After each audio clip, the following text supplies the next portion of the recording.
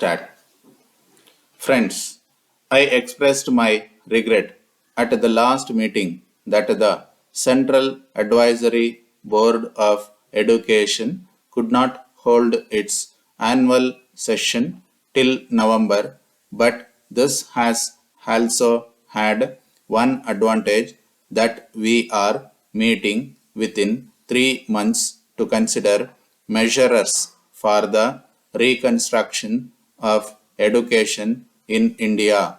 In the last meeting of the board, I drew your attention to some of our most important and pressing problems. What I would like the board to do at the present meeting is to draw up a program of reform and suggest measures which will bring them into effect without delay.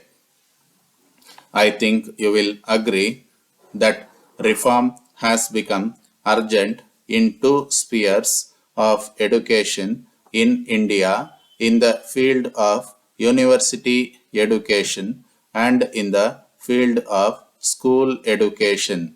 So far as the reform of university education is concerned, we will have to depend mainly on the activities of the University Grants Commission, which, as you know, has been functioning since December last.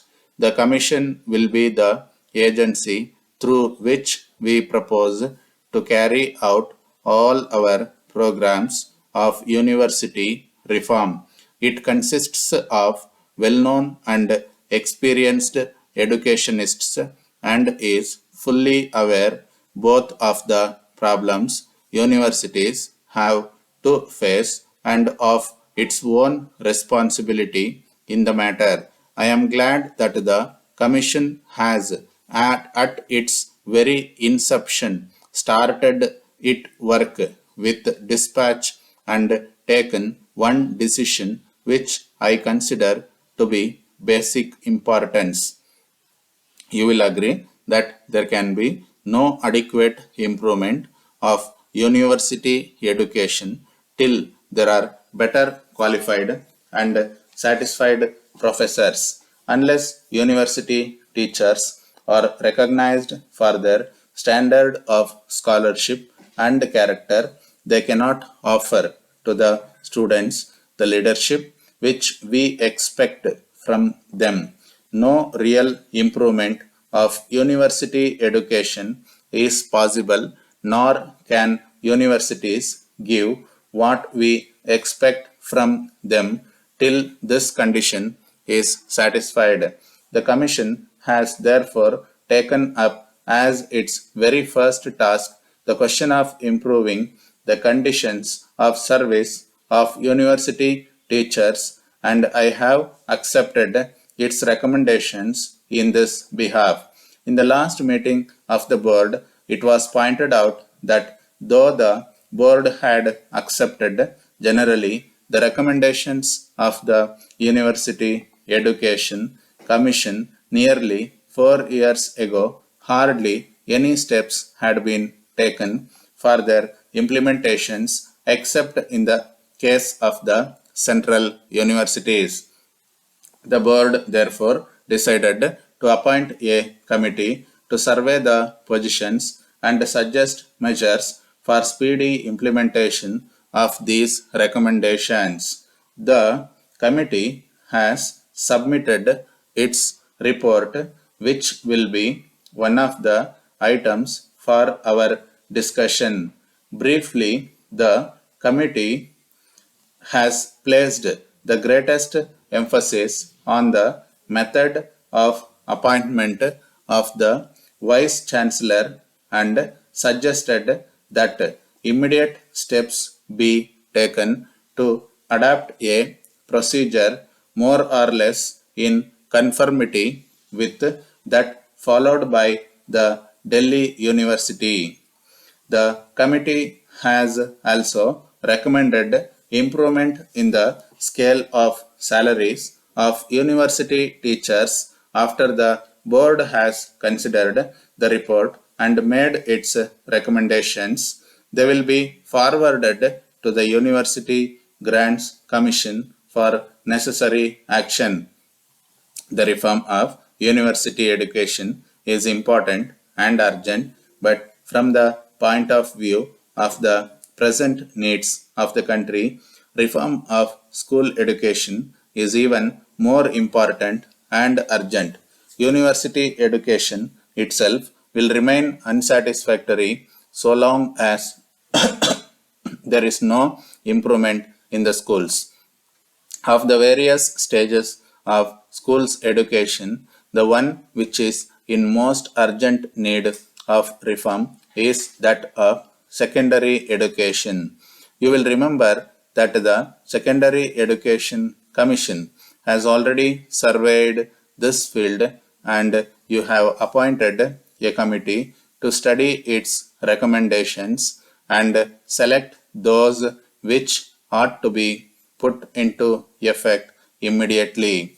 The committee has submitted its report and it is for you to approve it with such modifications as you may consider necessary.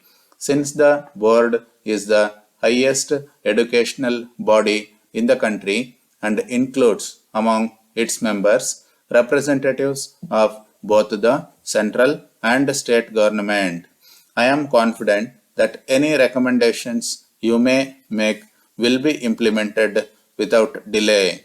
Insofar as it concerns the Government of India, I can assure you that we will take steps for their implementation. As I told you, secondary education cannot meet the needs of the country till it is recognized. Bharat Electricals Private Limited, Bishop Tank Road, Tiruchirappalli. Dear Sir, the many inquiries we have received from your district have convinced us that a ready market exists for our machines in that area.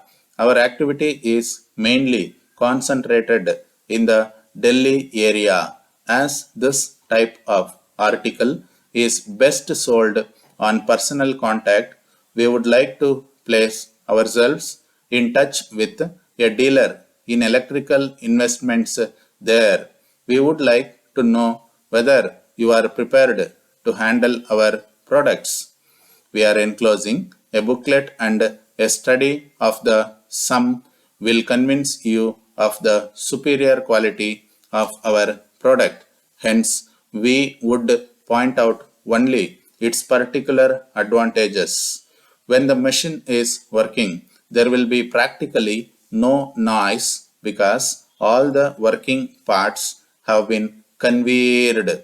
This arrangement will prolong the life of machine as all the moving parts are made of special steel. The life of the machine is considerably longer than that of ordinary machines. The question of economy has also received careful attention. Further, our technical experts have introduced a device due to which the consumption of electricity will be reduced by 30%. Our price compare favorably with those of our competitors. We have a very huge turnover. Therefore, we think you will agree that the commission that we are prepared to allow is extremely generous. In addition, we have set apart a large sum for local advertising throughout the country. You would receive grants on a quota basis from this fund and thus obtain valuable publicity. You will note that we are one of the oldest companies in this country with a good reputation. We are placing at your disposal our excellent product and would like to have your selling scheme that would prove profitable to both. Yours faithfully.